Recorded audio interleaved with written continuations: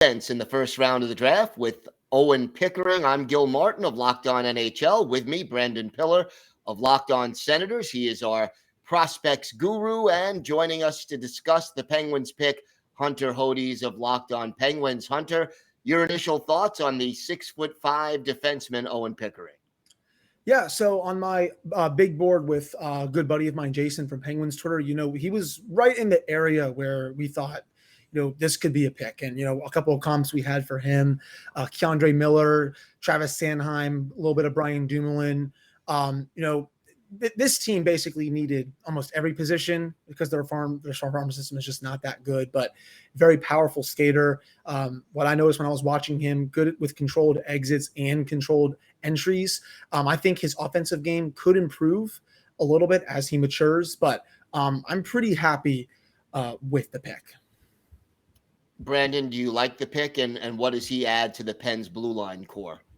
Yeah, I like this pick for the Penguins a lot. And like Hunter mentioned, I mean, they have a lot of work to do to fill up that prospect pipeline, and getting a big left-hand shot defenseman with upside, I think makes a lot of sense. He's someone he's 6'4", but only 180 pounds. So he's still growing into that 6'4" frame. I think with some time and with some experience, he's going to fill out, and he's a smooth passer. He's able to make those cross-ice passes tape to tape. He's someone that the Penguins are going to love watching him start with the puck in their end, because he's going to make that good first pass to guys like Crosby, some of the veteran guys like Jeff Carter who know where to be, and he can hit them right on the tape. I think he's going to have to he's got a lot of development to do, because even though he's an offensive defenseman, he only had 33 points in 62 games, but he was playing on a bad Swift Current Broncos team where he was out there a lot of the time, and he did finish at -29. So hopefully the Broncos can turn it around and he can get some better teammates so that he can work on other parts of his game. But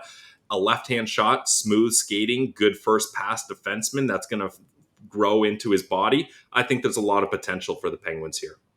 You talk about growing into his body, obviously, very tall, but not very thick.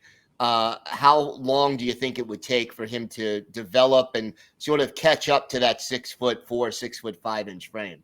I think it may take a couple years, but the good thing is, I think, and Hunter, you got to be stoked about the Penguins extending Chris Letang. If you get to a point where Chris Letang can mentor this guy, that's going to look really good for the Pittsburgh Penguins.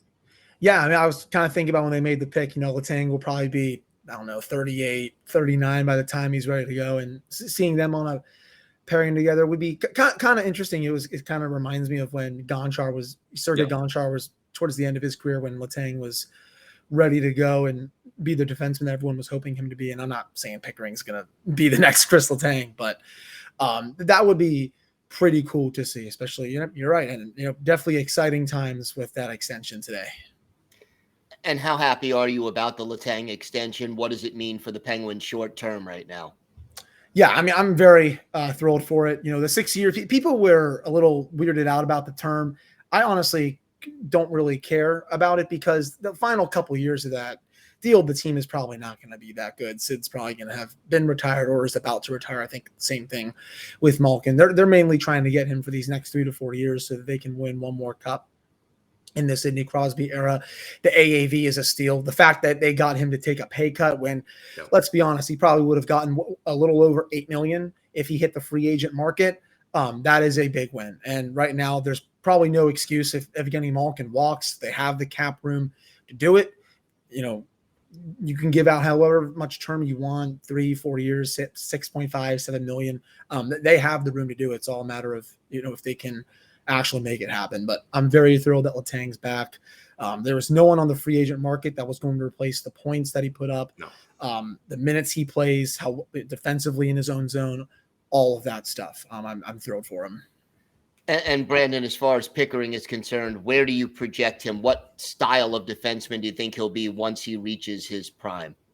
I think he could be a top 4 defenseman. I think he's going to be that offensive defenseman on a second pair. Hopefully you can get him with the guy that's a little bit more defensively responsible so that he can just focus on bringing the puck up the ice and doesn't have to worry so much about the defensive aspects. But once he gets a little bit of muscle onto that frame, he can start being a more physical player out there. Like I really like the potential for Owen Pickering.